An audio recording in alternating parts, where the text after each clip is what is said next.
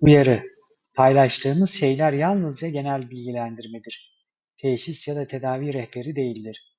Sağlığınızla ilgili en doğru değerlendirme ve yönlendirme için doktor kontrolü şarttır. Çocuklarda öksürüğe ne iyi gelir? Çocuklarda öksürüğü hafifletmek için öncelikle çocuğun bol sıvı almasını sağlamak önemlidir. Su, meyve suyu ya da sıcak bitki çayları boğazı nemlendirerek öksürüğün şiddetini azaltabilir. Sıvı alımı ayrıca vücuttaki toksinlerin atılmasına da yardımcı olur. Doğal bal, 2 yaş üstü çocuklarda öksürüğe karşı etkili bir çözüm olabilir. Bal, boğazı yatıştırarak öksürük refleksini hafifletebilir.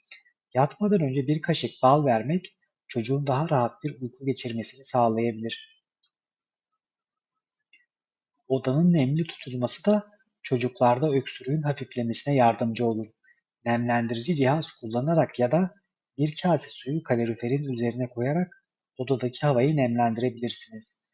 Bu yöntem özellikle kuru havanın neden olduğu öksürükler için etkili olabilir. Çocuğun başını biraz daha yüksek bir pozisyonda tutarak uyumasını sağlamak da faydalı olabilir.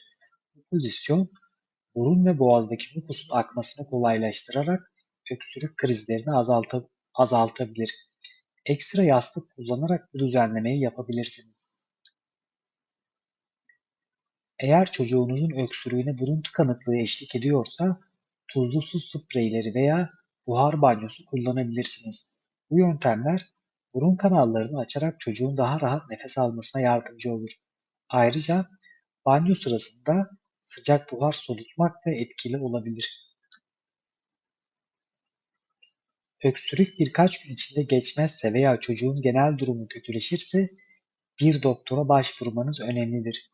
Öksürük, bronşit, zatürre ya da astım gibi ciddi bir sağlık sorununun belirtisi olabilir. Erken müdahale ile çocuğun sağlığını korumak mümkündür.